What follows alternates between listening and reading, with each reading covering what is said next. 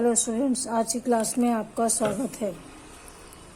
सूचना मूल्य एवं आदर्श उद्देशिका के समस्त शब्द भारतीय स्वतंत्रता आंदोलन के सेनानियों और जनता की वे अभिलाषाएं जो भारतीय पुनर्जागरण, स्वदेशी आंदोलन, असहयोग आंदोलन, जातीय उन्मूलन, जंगल सत्याग्रह, आज़ाद हिंद फौज आदि जितनी भी संस्थाएं बनी और जिन्होंने स्वतंत्रता आंदोलन में भाग लिया था, उन सबकी भावनाओं को इसमें समावेश किया गया है। हमारे संविधान के उद्देशिका में समावेश किया गया है।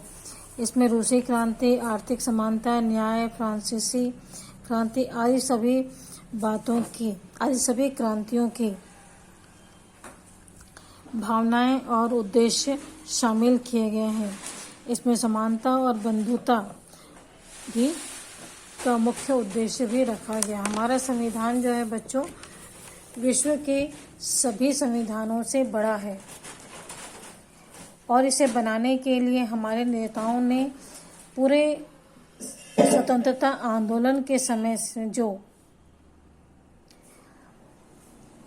घटनाक्रम चला था, उन सभी का और उसके उद्देश्यों का इसमें समावेश किया है।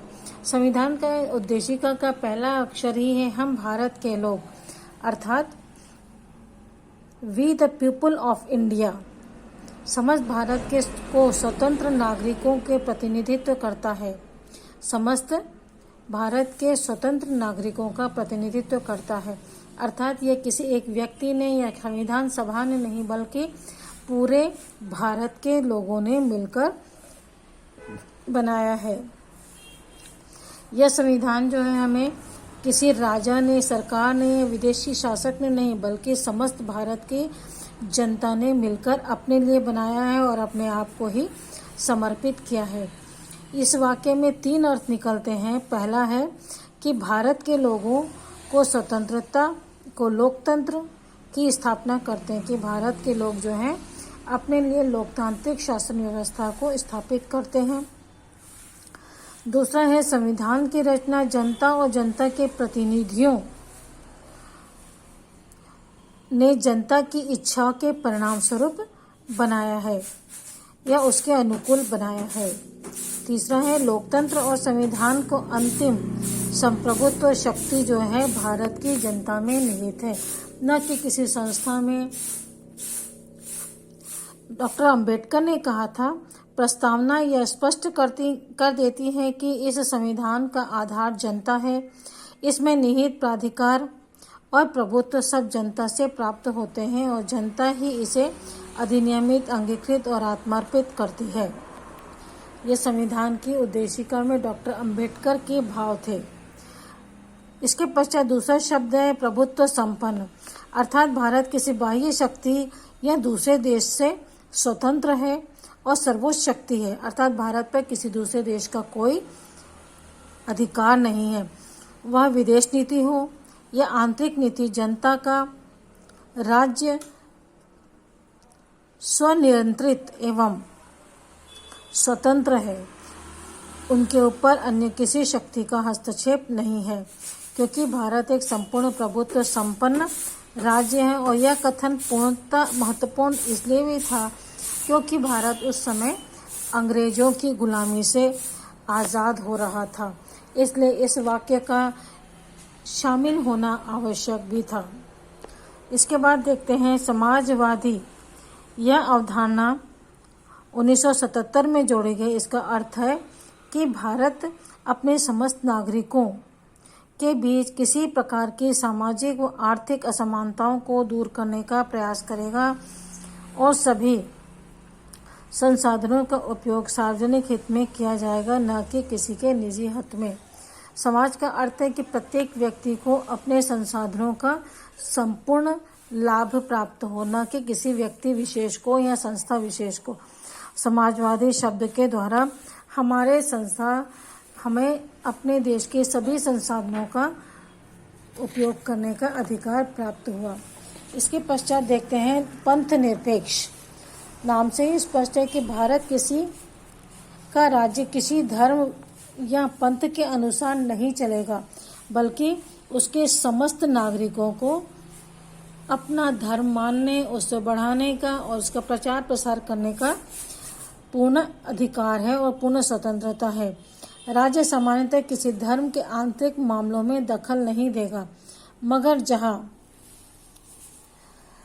सार्वजनिक शांति, व्यवस्था और नैतिकता की बात आएगी तो राज्य इसमें हस्तक्षेप अवश्य करेगा और उसे न्याय दिलाने का कार्य करेगा। उदाहरण के लिए जैसे सती प्रथा, नरबलि प्रथा, विवाह की उम्र आदि किसी सरकार कानून बना सकती है और इसे लागू भी कर सकती है।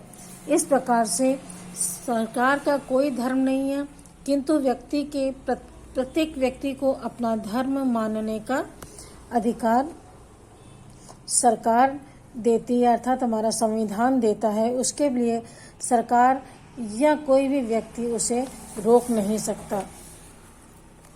यह इसलिए भी है बच्चों, क्योंकि भारत में अनेक जाति व धर्म के लोग रहते हैं और प्रत्येक जाति और धर्म के लोगों को अपने धर्म मानने का और उसे बढ़ाने का अधिकार है। लोकतंत्रात्मक यह एक शासन प्रणाली है जिसमें समस्त शक्तियां जो है जनता के हाथों में निहित होती है।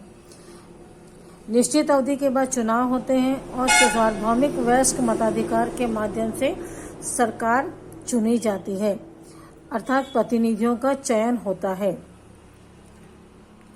और इसके चुनाव के प्रचार प्रसार के लिए समाचार पत्र, टीवी चैनल आदि जो है ये सभी निष्पक्ष जनमत तैयार करते हैं और इसके लिए लोकतंत्र के लिए यह सबसे महत्वपूर्ण शर्त है कि जो जनमत हो वह स्वतंत्र हो, किसी के दबाव में ना आए और जो जनप्रतिनिधि है वह कानून के द्वारा शासन व्यवस्था का कार्य करे, न कि अपने अनुसार।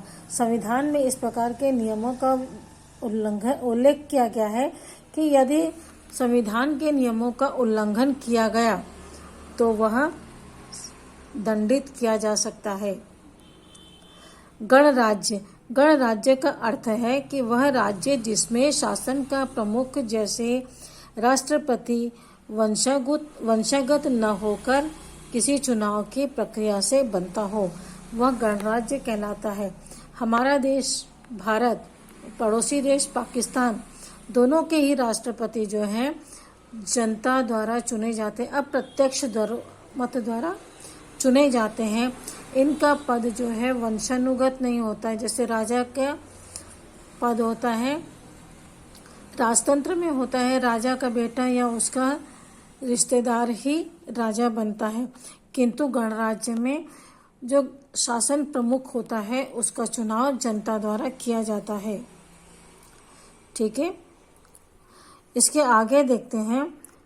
हमारे संविधान में सर्वप्रथम यह कहा गया कि हम किस तरह का राज्य स्थापित करना चाहते हैं, जो पूरी तरह स्वतंत्र हो, अर्थात संपूर्ण प्रभुत्व संपन्न, जिसमें संसाधनों का उपयोग सार्वजनिक हित में हो, अर्थात समाजवादी, और जो किसी धर्म पर आधारित न हो, अर्थात पंथ निरपेक्ष, जिसमें शासन लोगों की इच्छा अनुसार चले, अर्थात लोकतांत्रिक, जिसका शासन प्रमुख वंशागत न होकर गणराज्य, अर्थात गणराज्य। इसके बाद यह बताया गया कि वह राज्य हमने किस लिए बनाया।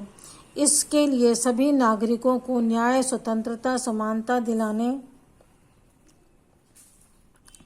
तथा उनके बीच बंधुता और भाईचारे को मजबूत करने के लिए हमारी सरकार वचनबद्ध है और संविधान उसका नियमों के द्वारा इस प्रकार की शासन प्रणाली स्थापित करता है। सामाजिक, आर्थिक और राजनीतिक न्याय। न्याय शब्द बच्चों का अर्थ है जिसका जो हक है उसे अधिकार है वह उसे मिले। अगर कोई व्यक्ति या शासन उसका उल्लंघन करता है तो वह दंडित हो सकता है। जैसे किसी गरीब या राजनीतिक विचारधारा जाति, धर्म, लिंग के आधार पर किसी भी के साथ भी भेदभाव नहीं किया जाएगा। जो किसी पद का या किसी कार्य का अधिकारी है वह उसे अवश्य ही प्राप्त होना चाहिए। सामाजिक न्याय, अधिकार न खो पाए। कोई भी व्यक्ति अपना अधिकार नहीं खोए और उन्हें न्याय गहरे रूप में समानता और समान अवसर की अवधारणाओं से जुड़ा हुआ है। यह अधिकार वास्तव में न्याय जो है एक दार्शनिक अवधारणा है जिसे परिभाषित करना कठिन है, आसान नहीं है। ठीक है, अधिकार क्या हो, किसी के अधिकार अलग, हर कोई व्यक्ति के अधिकार अलग अलग हो सकते हैं, लेकिन राज्य के दृष्टिकोण से सभी नागरिकों को समान अधिकार प्राप्त हैं और वह उसी के अनुसार उन्हें प्राप्त होने चाहिए और होंगे। इसके आगे देखते हैं, विचार, अभिव्यक्ति, विश्वास व धर्म की समान स्वतंत्रता। स्वतंत्रता का अर्थ होता है स्वयं निर्णय लेना और अपने जीवन को संचालित करना, किसी और का कहना मानने या उसके अनुसार चलने पर बाध्य न होना। प्रत्येक व्यक्ति के विचार अलग अलग होते हैं, उन्हें अभिव्यक्त करना, उनके विश्वास को, धर्म को और उसके उपासना की स्वतंत्रता प्रदान करना हमारे संविधान का प्रमुख लक्ष्य है। भारत का हर नागरिक खुद सोचकर विचार बनाए और उस पर पालन करे, न कि किसी दूसरे की बात सुनकर के उसका पालन करे। स्वतंत्रता का अर्थ यह भी है कि हर व्यक्ति स्वयं के निर्णय लेने में सक्षम बने और उसे अपने परिवार, समाज, बड़े बुजुर्ग, पति या पत्नी या शासन के प्रभाव से मुक्त होकर सोचना होगा और उसे निर्णय लेने के अवसर प्राप्त होने चाहिए। यह हमारे संविधान का आधार भी है। इसके बाद है प्रतिष्ठा और अवसर की समता। यहाँ ध्यान देने की बात यह है बच्चों की संविधान दो तरह की समता की बात करता है, प्रतिष्ठा और अवसर। प्रतिष्ठा का अर्थ की समानता भारत में कई मायनों में अत्यधिक महत्वपूर्ण है, क्योंकि जब भारत अंग्रेजों का गुलाम था उस समय भारत में कुछ लोगों को अधिक प्रतिष्ठित करने के उद्देश्य से विभिन्न प्रकार की उपाधियां और पद प्राप्त हुए थे और उसके अनुसार वे अपने आप को प्रतिष्ठित समझते थे। दूसरा था कुछ लोग पितृसत्ता, जातिवाद और सामंतवाद के चलते हैसियत और प्रतिष्ठा में अधिकारों से वंचित रहे और कुछ को अधिक अधिकार प्राप्त हुए। इन सभी अधिकारों को समाप्त करके सभी जनता को समानता प्रदान की गई, सभी को समान प्रतिष्ठा दी गई।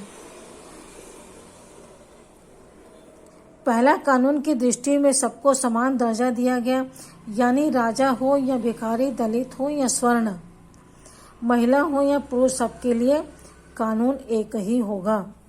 दूसरा है सार्वजनिक जीवन में लिंग, जाति, धर्म, भाषा आदि के आधार पर भेदभाव को खत्म किया गया, यानी कोई भी नागरिक भारत के किसी भी सार्वजनिक पद को हासिल कर सकता है एवं सार्वजनिक सुविधाओं का उपयोग कर सकता है। संविधान सभी को समानता दिए जाने की बात करता है।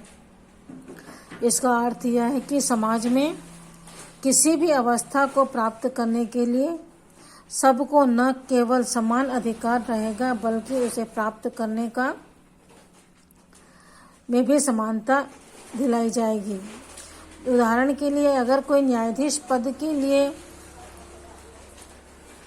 कुछ अर्हताएं तय करता है, तो जैसे LLB डिग्री, वकालत का अनुभव आदि, यदि किसी व्यक्ति में यह योग्यताएं हैं तो वह उस पद के लिए आवेदन दे सकता है। साथ ही शिक्षा, वकालत के अनुभव भी भारत के हर नागरिक के लिए खुला हुआ है।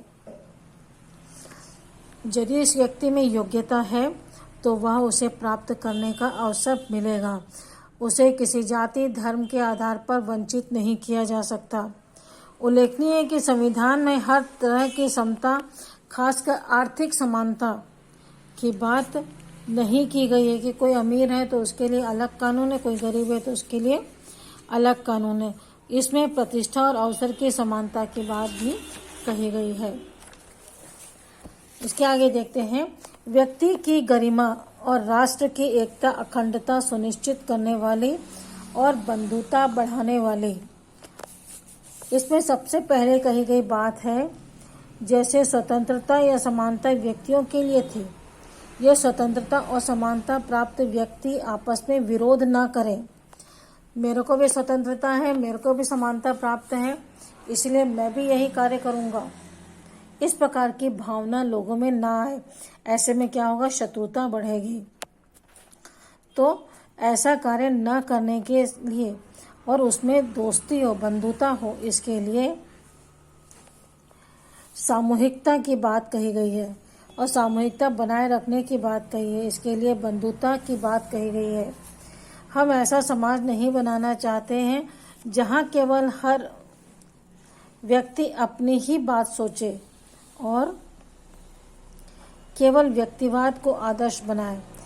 यदि समानता स्वतंत्रता सबको है तो हर कोई मैं वाला भावना आएगी सब में। ऐसी स्थिति को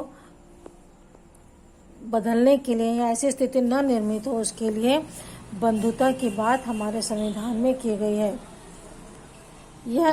हम यह भी चाहते हैं कि वे आपस में भाईचारा रखें, सहयोग करें और एक परिवार की तरह साझे राष्ट्र का निर्माण करें।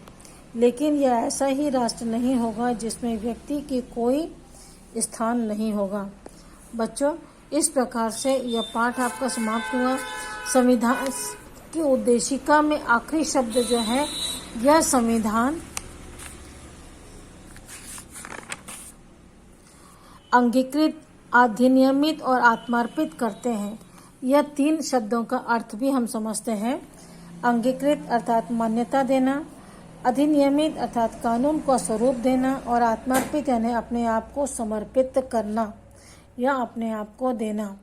इस प्रकार से बच्चों यह संविधान निर्माण का अध्याय समाप्त होता है। अगले वीडियो में हम इस पाठ के प्रश्नोत्तर देखेंगे। Okay, bye.